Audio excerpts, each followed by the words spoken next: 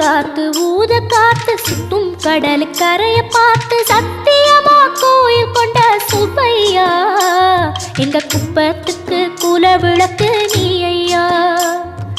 வாட காத்து வீச பார்த்து அலையை எதிர்த்து வலைய போட்டு மீன் பிடிக்கும் தொழில் நடக்குது முத்தையா. கரை மீண்டு வர காவல் குந்தன் வேலையா.